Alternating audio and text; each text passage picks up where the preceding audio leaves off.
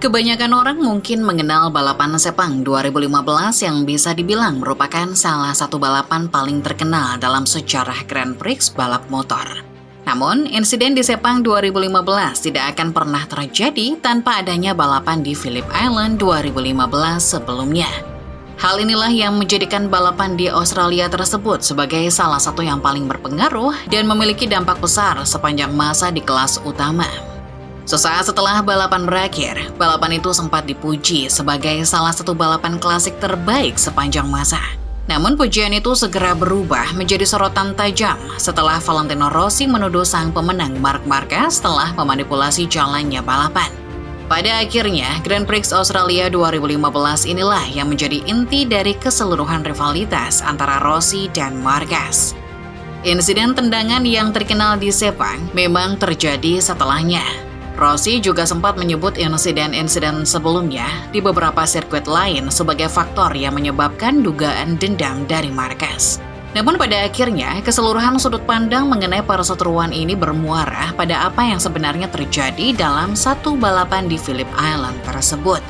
Apa kebenaran sesungguhnya bukanlah hak kita untuk menentukannya, dan mungkin hanya segelintir orang yang benar-benar tahu. Namun karena GP Australia adalah momen yang paling kontroversial dan paling abu-abu dalam rivalitas ini, bahkan bisa dibilang lebih dari apapun yang terjadi di Sepang, berikut adalah hal-hal yang perlu diketahui mengenai peristiwa tersebut. Saat itu, persaingan gelar juara dunia 2015 sudah lama mengerucut menjadi pertarungan antara dua pembalap saja. Namun status resmi bahwa hanya Valentino Rossi dan Jorge Lorenzo yang bisa juara baru terjadi kurang dari seminggu sebelum balapan di Phillip Island. Pada akhir pekan sebelumnya, Marc Marquez secara resmi mengakhiri upayanya mempertahankan gelar setelah hanya tampil jelek dan finish keempat dalam kondisi basah di Motegi. Namun sebenarnya sudah jelas sejak lama bahwa ia tidak akan bisa mempertahankan gelarnya. Setelah mendominasi tahun 2014 dengan 10 kemenangan beruntun, Marquez hanya berjuang dengan motor Honda 2015 yang performanya sangat terbatas. Ia menghabiskan musim itu dengan sering terjatuh saat berusaha keras mengimbangi motor Yamaha yang lebih unggul. Scott Redding, yang juga menggunakan motor Honda tahun itu, mengenang betapa buruknya motor 2015. Ia ingat bahwa di salah satu balapan, tim pabrikan bahkan kembali menggunakan sasis tahun sebelumnya dan langsung menjadi kompetitif.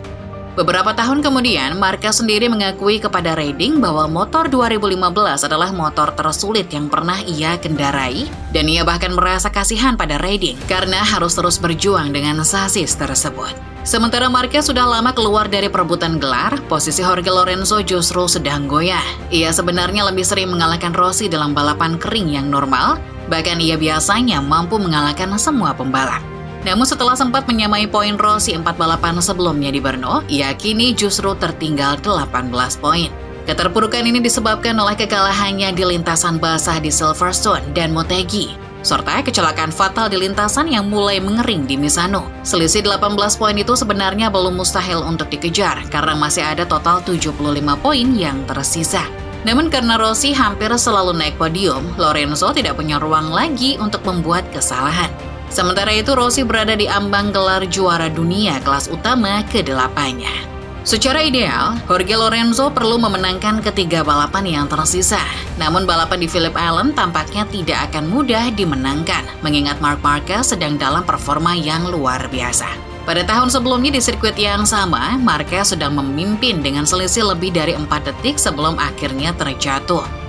Menjelang balapan kali ini, ia juga mendominasi dengan menjadi yang tercepat di setiap sesi latihan, kecuali sesi latihan pertama. Dalam sesi latihan bebas keempat FP4 hari Sabtu, yang biasanya menjadi sesi untuk menunjukkan kecepatan balapan murni, Marquez bahkan mencatatkan 9 putaran yang semuanya cukup cepat untuk menempatkannya di posisi pertama.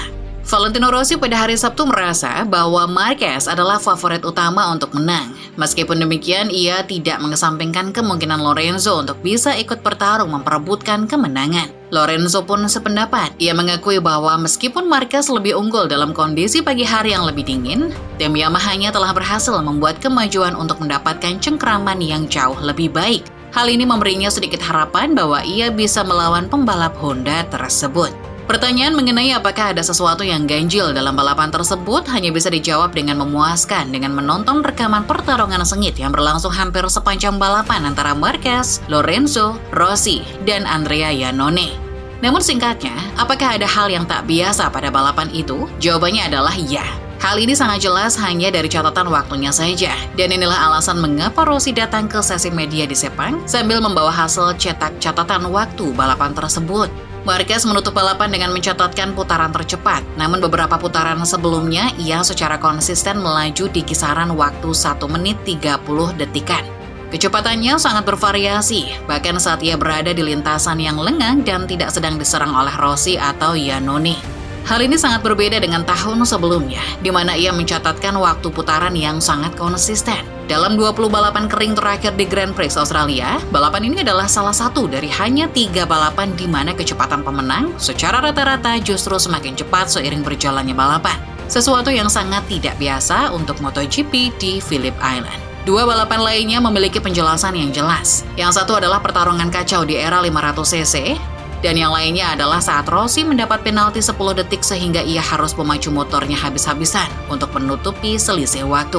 Metrik yang lebih menarik adalah variasi catatan waktu dari satu putaran ke putaran berikutnya. Balapan-balapan yang seru secara alami akan menciptakan variasi waktu yang lebih besar. Namun, balapan tahun 2015 ini menunjukkan variabilitas yang sangat tinggi. Jika seseorang ingin menggunakan data ini sebagai bukti bahwa Marquez setidaknya secara serius menahan kecepatannya, data ini bisa menjadi dasar argumen tersebut. Pendapat ini didukung oleh fakta bahwa ia mampu melesat luar biasa di putaran terakhir untuk mengatasi ketertinggalan 0,778 detik dari Lorenzo sambil juga melewati Iannone. Marc Marquez sendiri tidak pernah mengklaim bahwa ia sengaja bertahan di dalam rombongan, menghindari melesat sendirian seperti tahun sebelumnya yang justru membuatnya terjatuh atau mencoba menang dengan kecepatan sepelan mungkin. Sebaliknya, ia memberikan penjelasan yang murni bersifat teknis. Marquez menjelaskan bahwa ia sebenarnya kesulitan di beberapa bagian balapan. Saat sesi pemanasan di pagi hari, ia merasa sangat baik dan memiliki ritme yang bagus. Namun saat balapan, suhu udara naik. Hal ini membuatnya sulit untuk menemukan feeling yang pas dengan ban depan di awal balapan. Ia sempat mencoba untuk menekan setelah menyalip Jorge Lorenzo, tetapi ia kemudian melihat ban depannya terlalu banyak bergerak karena suhu yang lebih tinggi. Karena itu, ia memutuskan untuk mendinginkan ban lagi dan mencoba mengaturnya hingga akhir. Ia juga mengakui sempat mengalami beberapa momen berbahaya, di mana bagian depan motornya hampir selip. Rencananya adalah untuk mulai menekan lebih keras di 3 putaran terakhir. Namun Iannone dan Valentino Rossi kemudian menyalipnya yang membuat situasi menjadi sulit. Ia bahkan mengaku sejujurnya tidak yakin bisa mengejar Lorenzo di akhir.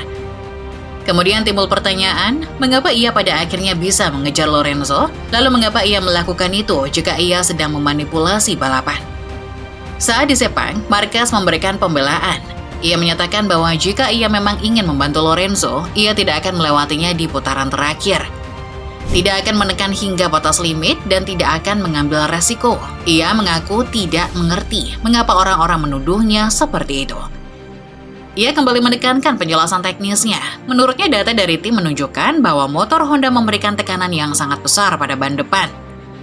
Di balapan itu mereka harus menggunakan kompon ban paling lunak yang tersedia, yang merupakan satu-satunya pilihan yang bisa mereka gunakan.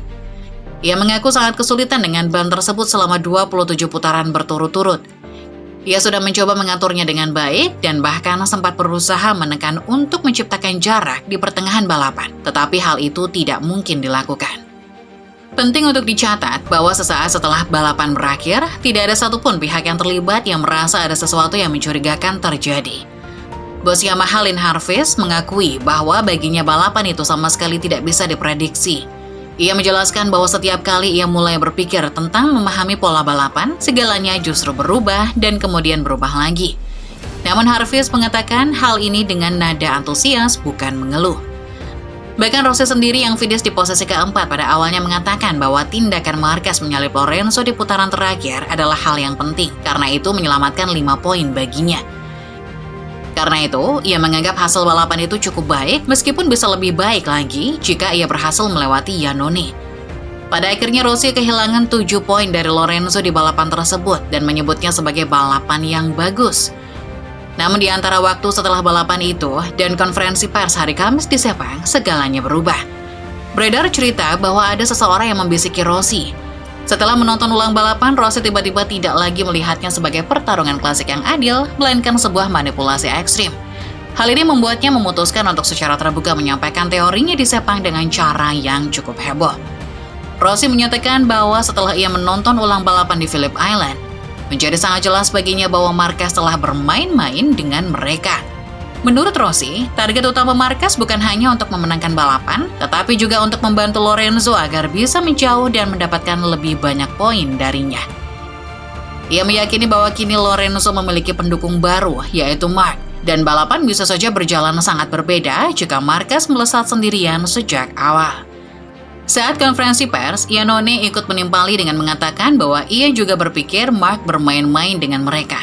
Setelah itu, Rossi berbicara lebih jauh lagi kepada media Italia. Sambil menunjukkan dokumen catatan waktu, ia menyebut tindakan Marquez sangat jelas dan bahkan mempertanyakan motivasi Marquez. Menurut Rossi, Marquez ingin membantu Lorenzo karena ia tidak ingin Rossi melampaui rekor jumlah gelar juara dunianya. Rossi jelas berharap bahwa dengan melemparkan semua tuduhan ini ke publik, ia bisa menciptakan tekanan pada Marquez yang akan menguntungkannya dalam perebutan gelar. Namun, apapun kebenaran sesungguhnya dari balapan Phillip Island 2015, perhitungannya ini terbukti salah, seperti yang akan kita lihat di Sepang.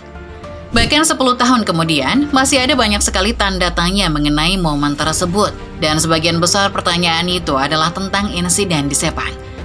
Pertanyaan-pertanyaan itu antara lain, apakah Marquez sengaja mengganggu Rossi dalam balapan tersebut, dan apakah Rossi secara aktif menendangnya dari motor? Namun misteri yang paling penting sebenarnya adalah balapan di Phillip Island. Meskipun kedua versi cerita dari peristiwa di sana sama-sama meyakinkan. Salah satu versi, yaitu teori dari Rossi, memiliki pertanyaan besar di tengahnya yang mungkin tidak akan pernah bisa terjawab. Jika Marquez memang bermain untuk membantu Lorenzo, lalu mengapa ia tidak membiarkan Lorenzo menang? Ketika ditanya di Sepang apakah Marquez telah membantunya di Phillip Island, Lorenzo menjawab dengan sangat sarkastik bahwa bantuannya sangat terasa, terutama di putaran terakhir. Akan sangat mudah bagi Marquez untuk menerima finish di posisi kedua, dan Lorenzo saat itu sangat membutuhkan tambahan 5 poin tersebut. Jika itu terjadi, selisih poinnya hanya akan menjadi 6, bukan 11. Hal ini akan memungkinkannya untuk mengunci gelar juara dunia hanya dengan memenangkan 2 balapan sisa tanpa perlu bergantung pada pembalap lain untuk finish di antara dirinya dan Rossi. Lalu, adakah jawaban yang memuaskan untuk pertanyaan itu? Apakah Marquez ingin mendapatkan keduanya sekaligus, membantu Lorenzo, tetapi pada saat yang sama juga meraih kemenangan pertamanya di Phillip Island setelah gagal di tahun-tahun sebelumnya? Ataukah ia salah perhitungan dan kemudian beruntung karena masih punya waktu yang cukup untuk menyalip Lorenzo di putaran terakhir? Atau mungkinkah ia sebenarnya telah menampilkan balapan terhebat yang pernah ada, di mana ia mampu memanipulasi setiap pembalap hingga finish di posisi yang ia inginkan? Semua itu kembali pada penilaian penonton masing-masing. Namun satu hal yang pasti, seperti yang telah terbukti selama 1 dekade terakhir, Valentino Rossi tidak akan pernah mengubah pendiriannya.